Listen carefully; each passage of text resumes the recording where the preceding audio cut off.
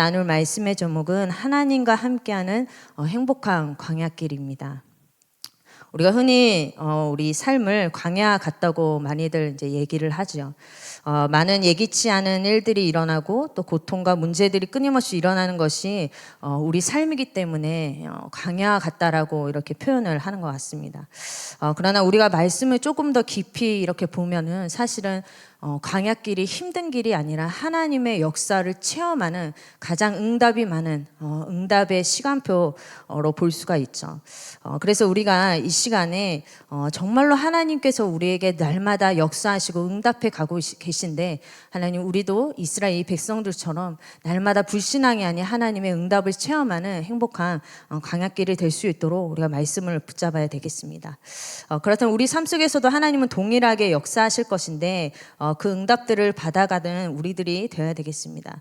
근데 이렇게 말씀을 보면요, 이스라엘 백성들,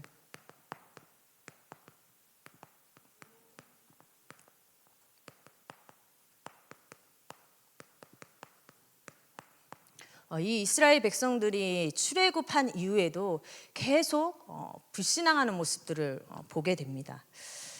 그런데 우리가 이 광야라는 현장,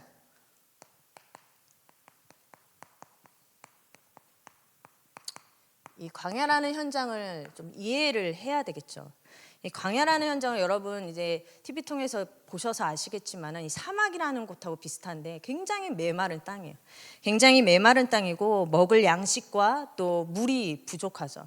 근데 낮에는 너무 덥고 이제 밤에는 추운데, 여러분 낮에 너무 찌든다 그 더위 속에 걸어가는데 물이 없다라고 생각해 보세요. 하루라도 물을 안 먹으면 지금 또 이제 목이 마른데, 그때 당시에 이제 찌든 듯한 그 더위 속에 물을 마시지를 못하는 거죠. 그뿐만 아니라 불뱀과 정갈들이 질비해 있고요.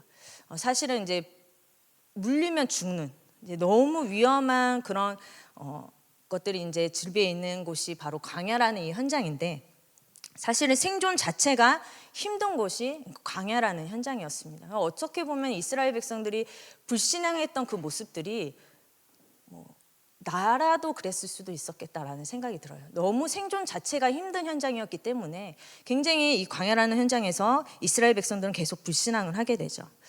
그래서 출애굽 이후에 이 이스라엘 백성들은 계속해서 불신앙을 하게 됩니다.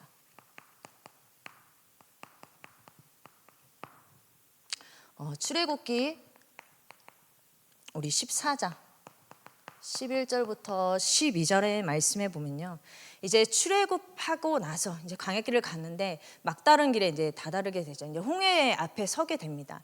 이스라엘 백성들이 홍해 앞에 서게 되는데, 이 바로 왕의 마음이 변해서 이제 너희들 피제사 드리러 가라라고 하나님이 은혜 주셔서 그 마음이 변했는데, 다시 그 바로 왕의 마음이 완악해졌죠. 바로 왕의 마음이 완악해져서 이 이스라엘 백성들이 광야에 갇혔다라는 그 얘기를 들고 나서 애굽의 군대들을 이끌고 다시 이스라엘 백성들을 추격해서 따라오게 됩니다. 이때 이 소식을 들은 이스라엘 백성들은 다시 또 애굽을 탓하게 되죠. 애굽을 이제 그리워하게 되죠. 애굽 사람을 섬기는 것이 광야에서 죽는 것보다 낫겠노라라고 하면서 애굽으로 돌아가기를 원해합니다. 그 상황에서 방금 우리가 유월절 어린 양의 그리스도의 피로 해방돼서 430년간의 그 노예 생활에서 해방되었다는 그 사실을 잊어버리고 다시 또 애굽으로 돌아가기를 원해하는 거예요. 그때 모세는 뭐라고 말하냐? 출애굽기 14장 13절부터 14절에 너희는 두려워하지 말고 가만히 서서 여호와께서 오늘 너희를 위하여 행하시는 구원을 봐라. 그리고 가만히 서서 너희를 위하여 싸우시리 너희는 가만히 있을지니라 라고 믿음의 고백을 합니다. 이 모세의 믿음의 고백대로 홍해는 갈라지게 되고요, 이스라엘 백성들은 육지로 이렇게 걸어가게 되죠. 이후에 이스라엘 백성들은 홍해의 기적을 체험한 후에 하나님을 찬양하게 됩니다. 이 하나님을 찬양하고 감사했던 그 감격을 가지고 쭉 광야길을 걸어갔으면 좋았을 텐데, 얼마 지나지 않아서요, 또 출애굽기 15장 22절부터 23절에 걸어가는데 이제 너무 덥잖아요. 또 쓴물을 만나게 됩니다. 먹을 물이면 다행이었을 텐데 쓴물을, 마라의 쓴물을 만나게 돼요. 그래서 하나님께서는 또 그들에게 25절에 보면 그 마라의 쓴물을 단물로 이렇게 바꿔주십니다. 그리고 26절에 하나님께서는 그들에게 뭐라고 얘기하시냐, 그들의 그 불신앙하는 모습을 보시면서 나는 너희를 치료하는 여호와다라고 말씀하시면서 그 근본 상태, 불신앙하는, 하나님을 믿지 않는, 믿음이 없는 이스라엘 백성들의 그 영적인 상태를 지적하시죠. 그리고 그 상태가 변화되기를 하나님은 원하셨던 것입니다. 여기서 또 끝나는 것이 아니고요. 출애굽기 16장 2절부터 3절에 이제 또 가다가 또 물이 없었는데 이번에는 또 먹을 게 없어서 모세와 아론을 원망하게 됩니다. 이때는 또 고깃가마 곁에 있을 때, 그리고 우리가 떡 먹었던 것을 이제 얘기를 하면서 굉장히 또 애굽을 미화시켜서 이게 얘기를 하죠. 근데 사실은 이 애굽에 있었을 때 그렇게 이렇게 좋지 않은 상황이었었잖아요, 원래가. 그런데 이렇게 말씀에도 보면은 우리가 저번에 말씀을 통해서 얘기를 들었지만 마음의 상함과 가혹한 노역으로 인해서 이스라엘 백성들이 굉장히 힘들어하는 상황 속에 있었던 것이 애굽인데, 마치 애굽에서 호화 생활을 누렸던 것처럼 미화시켜서 이렇게 얘기하는 모습을 이제 보게 됩니다. 이런 이스라엘 백성들에게 하나님께서는 출애굽기 16장 13절부터 16절에 만나와 메추라기를 그들에게 허락을 하시죠. 이때 잠깐 만나와 메추라기를 주신 것이 아니라 언제까지 주셨냐, 성경 16장 끝절에 보면 가나안 땅 접경에 이르기 때까지, 그 가나안 땅 바로 들어가기 전까지 하나님은 40년 동안 계속 만나를 허락해 주세요. 결국에는 하나님은 아무리 이스라엘 백성이 불신앙해도요, 언약이 성취되는 그날까지 계속 이스라엘 백성들을 지키시고 먹이시고 인도하시고 그들을 떠나지 않고 계속 역사하신다는 사실을 볼 수 있게 됩니다. 여기서 또 끝나는 게 아니라 계속 불신앙하죠. 출애굽기 17장 3절에 이번에 또 물이 없다고, 그러면서 당신이 어찌하여 우리를 애굽에서 인도해 내어서 우리와 우리 자녀와 우리 가축이 목말라 죽게 하느냐라고 하면서 또 불신앙을 하는 모습을 보게 되죠. 여기에서 멈추는 것이 아니고 하나님께서는 또 모세에게 출애굽기 17장 6절에 너는 그 반석을 치라, 그것에서 물이 나오리니 라고 말씀을 주시면서 하나님은 계속해서 불신앙하는 이스라엘 백성들에게 역사하는 모습을 볼 수가 있습니다. 이처럼 이스라엘의 이 상태가 어떠했냐,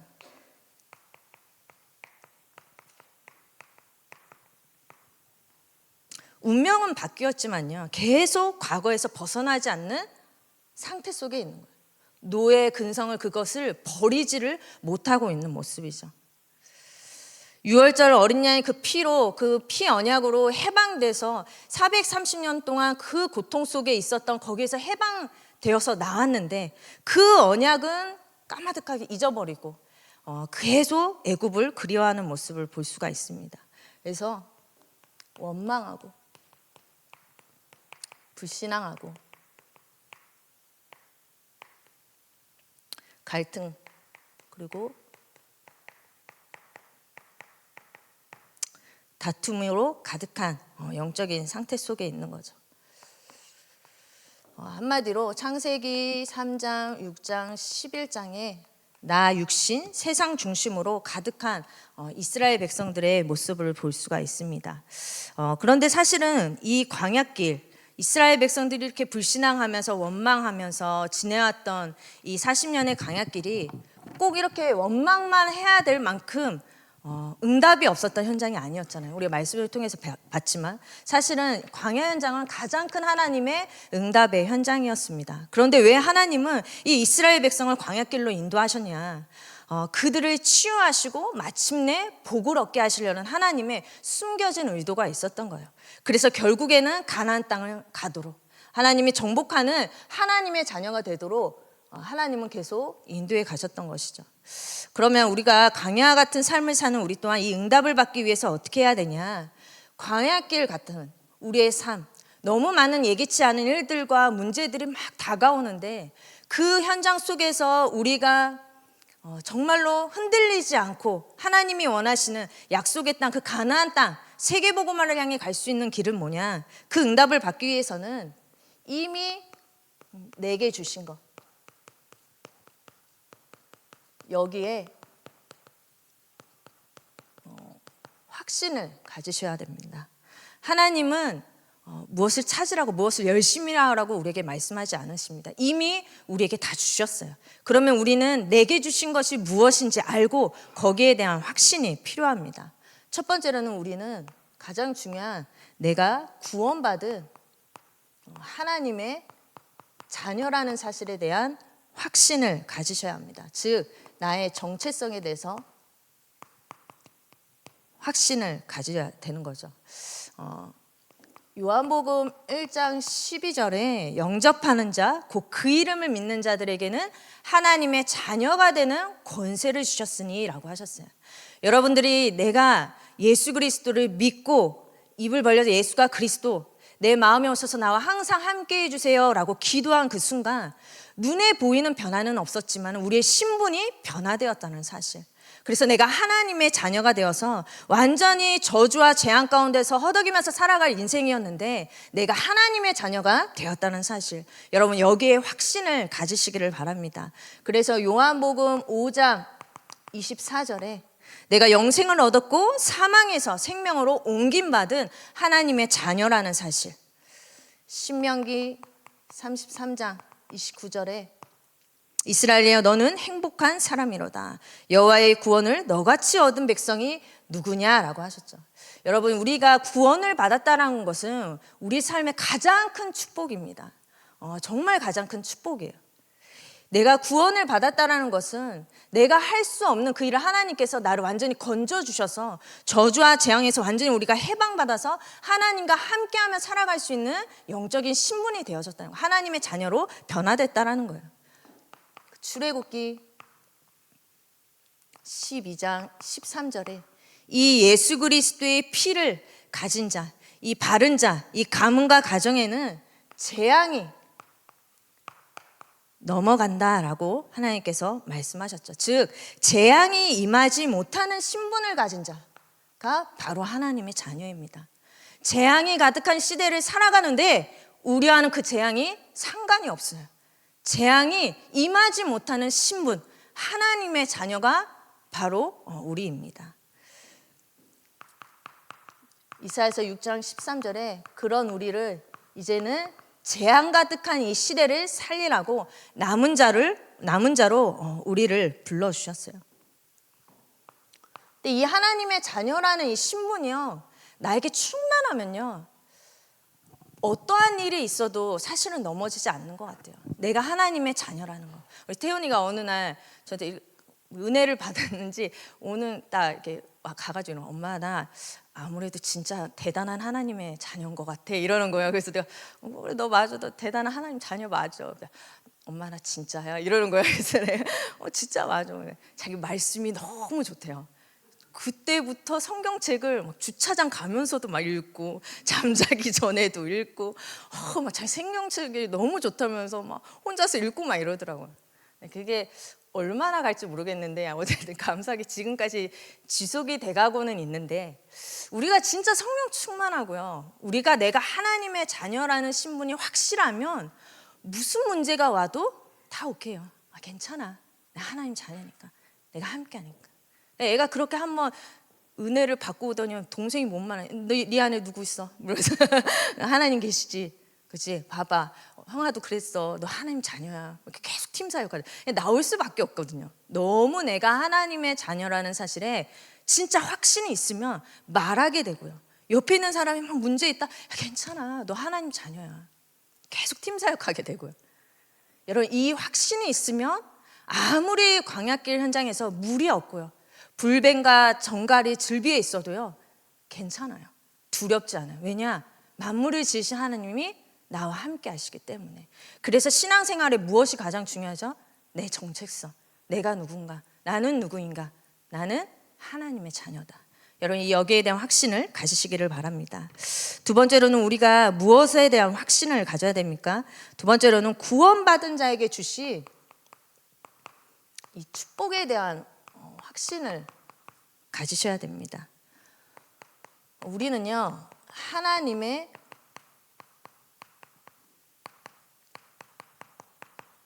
이 인도하심을 받는 하나님의 자녀입니다.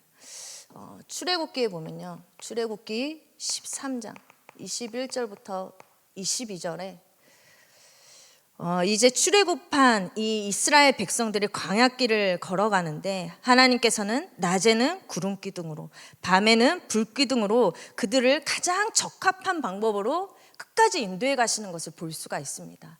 우리가 하나님의 자녀가 됐다라는 건요, 하나님이 내 안에 계셔서 내가 알지 못하는 나를 더 잘 알고 계시기 때문에 가장 적합한 방법으로 가장 좋은 시간표에 우리를 끝까지 끌고 가시는 분이 하나님이세요.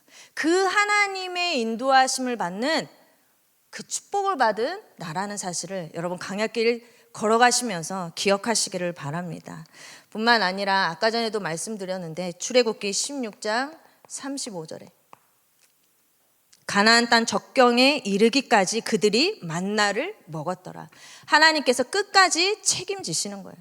주신 언약이 성취될 때까지 끝까지 인도하십니다. 여러분, 여기에 대한 확신을 가지시기를 바랍니다. 하나님께서 하나님의 자녀에게 주신 축복이 무엇이냐? 두 번째로는 하나님은 우리에게 육신적인 축복도 주시는 것도 맞지만은 근데 그 이전에 우리에게 하늘에 속한 신령한 복을 주시겠다고 약속하셨어요.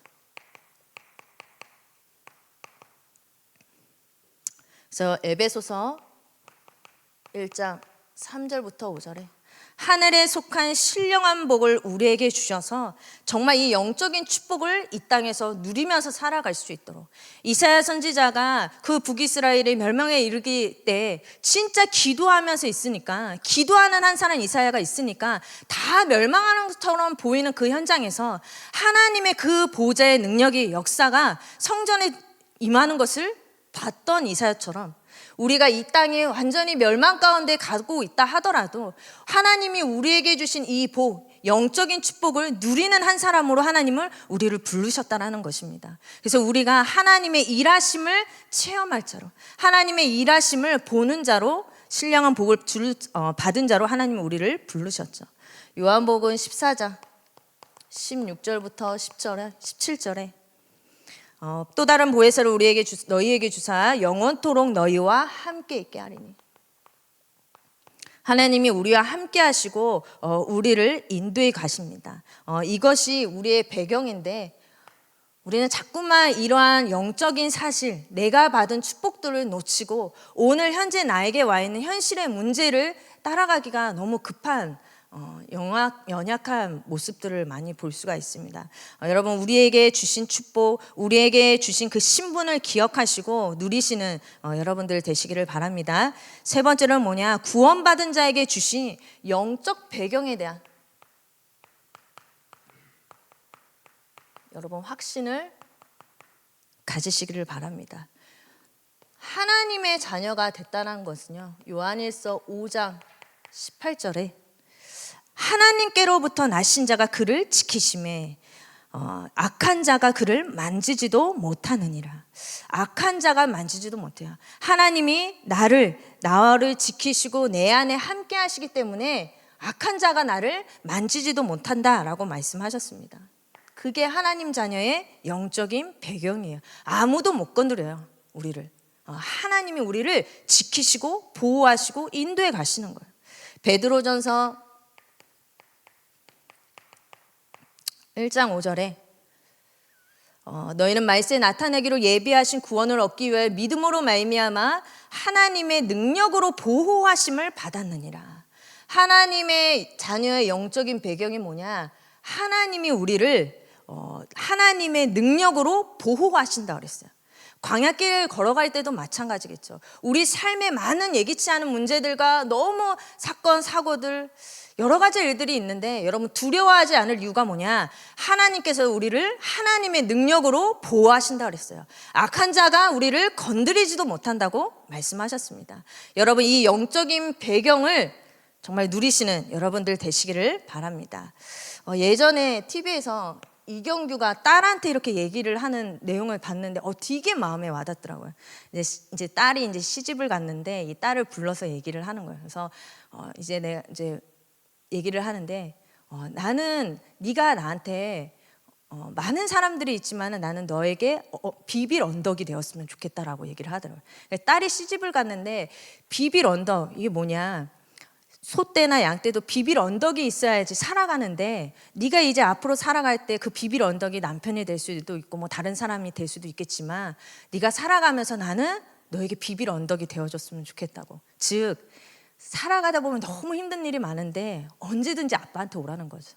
내가 큰 언덕이 되어주겠다. 너가 오면 네가 나한테 왔을 때 힘을 줄 수 있는 그런 아빠가 되었으면 좋겠다라는 거죠. 근데 우리도 마찬가지예요. 하나님이 우리를 보실 때 그런 마음이지 않을까 싶어요. 언제든지 오라는 거예요. 광야길 걸어갈 때 힘들면 언제든지 오라는 거예요. 내가 너희에게 힘을 줄 테니까. 비빌 언덕, 영원히 비빌 언덕 하나님이 있으니까 오라는 거죠. 여러분 그 영적인 배경을 가진 하나님의 자녀라는 사실을 가지고 진짜 광야길 걸어가는 동안에 많은 어려움들이 있지만 여러분 힘내시고 하나님 주시는 말씀을 가지고 승리하는 광야길이 되셨으면 좋겠습니다.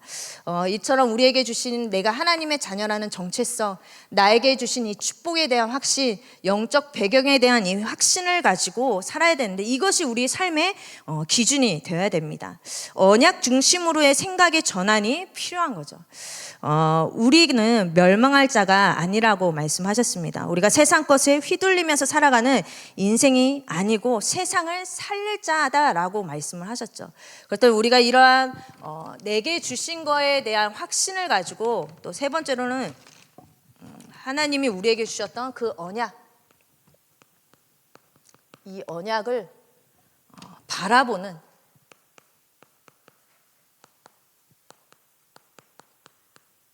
삶이 되어야 되겠습니다. 우리에게 아직 그날이 오지는 않았지만 이르시 그날을 바라보면서 살아가는 삶이 되어야 되겠죠. 오늘 본문에 보면은 하나님께서 모세에게 6절에 너는 그 반석을 치라. 그리고 그것에서 물이 나오리니 백성이 마시리라 라고 말씀하십니다. 여기서 반석은 그리스도를 말한다고 말씀하셨는데요. 우리가 광야길을 걸어가는 길에 하나님께서 그들에게 물을 주시고 그들을 도우시고 응답받는 길이 바로 그리스도라는 것입니다. 그렇다면 우리가 오늘날 무엇을 붙잡아야 되냐? 우리도 똑같아요. 그때 당시에는 오실 그리스도를 붙잡았다면 지금은 이미 십자가에서 모든 것을 다 끝내신 예수 그리스도의 언약을 붙잡고 광야길을 담대히 걸어가는 거예요. 오셔서 모든 것을 다 끝내신 그리스도. 이 그리스도의 이 언약을 붙잡고서 땅끝까지 증거되어지는 전도자의 언약을 붙잡고 여러분 승리하시기를 바랍니다. 그렇다면 첫 번째로는 언약을 믿은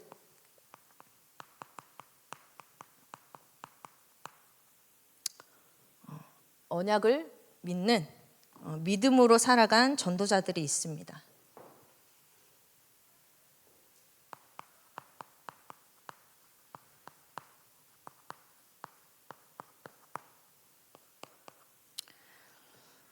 구약에 보면은 이 아브라함이 나오죠. 우리 계속 창세기 때 이 아브라함에 대해서 말씀을 많이 들었는데요.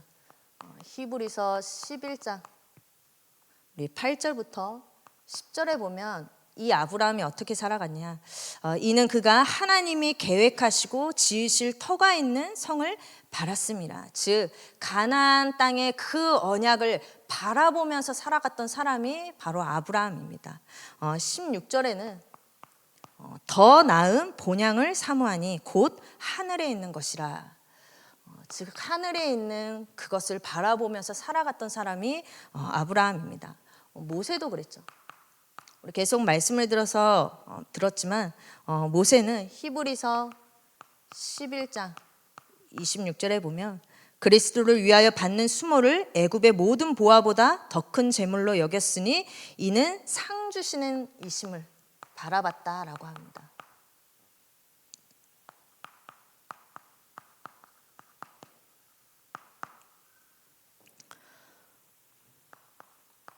우리가 이 땅을 걸어갈 때 사실 많은 지금 세계복음화 237과 5,000년 전 복음화 우리에게 진짜 주신 그 언약은 받았지만은 우리의 삶을 봤을 때는 늘 광야 같은 삶, 뭔가 문제가 끊임없이 오는 삶, 이것들이 더 크게 보일 수가 있어요. 그런데 하나님께 쓰임받는 하나님의 구약의 그 많은 사람들과 또 신약에 하나님께 쓰임받았던 그 많은 전도자들 또한 그들 또한 우리와 동일한 사실 삶을 살지 않았나 싶어요. 근데 그들이 끝까지 하나님께 쓰임받았던 이유는 뭐냐? 땅의 것이 아닌 하늘의 것, 하나님이 주신 그 언약을 바라보면서 끝까지 살아갔다라는 거예요. 광야길과 같은 삶을 살아갔지만 끝까지 언약을 놓치지 않고 끝까지 믿음으로 살아갔다라는 것입니다. 그때 하나님은 그런 전도자들에게 반드시 언약이 성취되어진다는 것을 보게 하셨죠. 히브리서 11장 1절부터 3절의 말씀처럼 아직 그날이 오진 않았지만 정말로 믿음으로 살아가는 삶. 무슨 믿음이냐? 내 열심을 믿는 것이 아니고 내 능력을 믿는 것이 아니고 하나님 그 언약, 나에게 주신 그 언약이 반드시 성취되어질 줄로 믿습니다. 그 언약을 바라보면서 그 언약을 믿음으로 나아가는 여러분 광야길 되시기를 바랍니다. 그렇다면 오늘날 우리는 어떤 믿음을 가져야 되냐?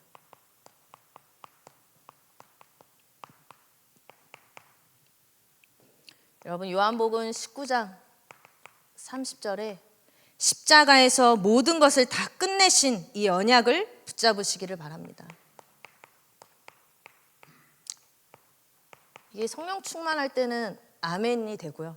맞다라고 인정이 되는데 이게 성령 충만하지 않으면 이제 스물스물 이제 내 안에 것들이 막 올라오죠. 저도 너무 생각이 많고 사실은 막 이렇게 엄청 염려 체질이에요. 엄청 염려 체질이라서 굉장히 모든 일에 있어서 철저하게 다 계획을 해놓고 탁탁탁 각을 세워놓지 않으면 불안하냐 약간 이런 성격인데 여러분 누리시기를 바랍니다. 하나님이 십자가에서 다 끝내셨어요. 그래서 이 끝내신 이 언약을 가지고 광야길 속에 많은 여러 가지 두려움과 불안함에 휩싸일 만한 일들이 많았지만 여러분 이 언약을 붙잡으시고 담대한 마음을 가지고 진짜 광야길을 걸어가시기를 바랍니다. 두 번째로는 갈라디아서 2장 20절의 말씀처럼 오직 내 안에 그리스도께서 사시는 것이라. 이제는 자기 자신을 버리신 하나님의 아들을 믿는 그 믿음 안에서 사는 것이라. 이제는 나의 의도 없어요. 내가 주인이 된 삶도 아니에요. 뭐냐? 내 안에 계신 예수 그리스도를 믿는 그 믿음 안에서 살아가는 거예요. 그래서 나의 연약함도 사실은 그렇게 중요하지가 않아요. 나의 잘남도 나의 능력도 그렇게 중요하지가 않아요. 왜냐? 내 안에 계신 예수 그리스도, 그 그리스도를 믿는 믿음 안에서 살아가는 것이니까 내 것을 주장할 필요도 없고요. 여러분 그리스도를 믿는 믿음 안에서 살아가시기를 바랍니다. 세 번째로는 빌립보서 1장 6절에 너희 안에서 착한 일을 시작하시니가 그리스도 예수의 날까지 이루실 줄은 우리는 확신하노라.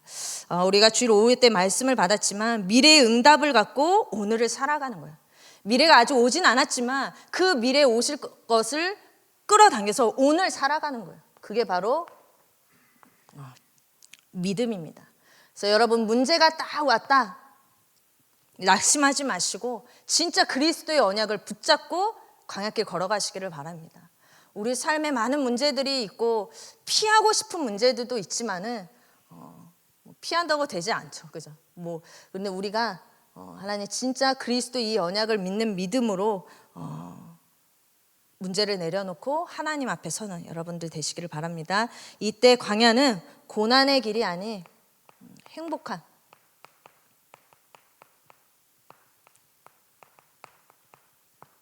광야길이 되어질 줄로 믿습니다.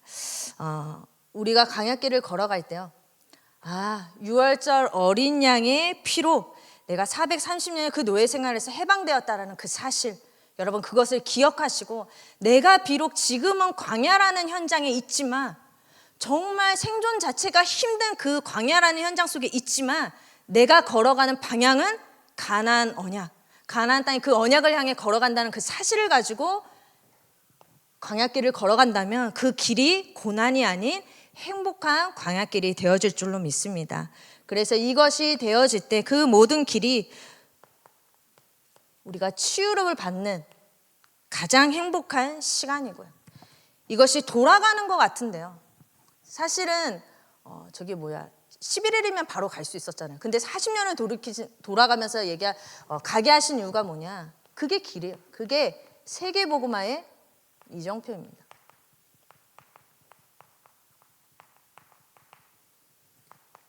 우리가 언약을 붙잡고 간다면 그 길이 바로 응답의 과정이 되어질 줄로 믿습니다. 그래서 우리의 삶에 많은 문제들이 있고 광야 같은 삶, 그죠? 너무 많은 문제들이 있겠지만은 여러분들이 진짜로 하나님이 주신 언약을 확실하게 붙잡는다면, 그 말씀을, 그 언약을 믿음으로 붙잡는다면 하나님께서는 그 광야길이 고난의 길이 아닌 가장 행복한 길, 응답을 가장 많이 받는 그 길로 우리를 인도해 주실 줄로 믿습니다. 그래서 이 시간 하나님 정말로 언약 붙잡고 승리하는 이번 한 주간 되시기를 바랍니다. 기도하겠습니다. 하나님 은혜를 감사합니다. 광야 같은 우리의 삶 속에서 우리가 하나님 아버지 보여지는 현실 앞에 무너지는 것이 아닌 이미 우리에게 주신 신분과 권세, 이미 우리에게 주신 반드시 성취될 언약을 붙잡고 행복한 광야길을 걸어가게 하여 주시옵소서. 나의 연약함에 무너지지 않게 하시고 하나님 나에게 역사하시는 그 능력의 하나님을 바라보게 하셔서 하나님 반드시 언약을 성취하시는 그 하나님을 누리는 우리의 삶이 되게 하여 주시옵소서. 예수 그리스도 이름으로 기도합니다. 아멘.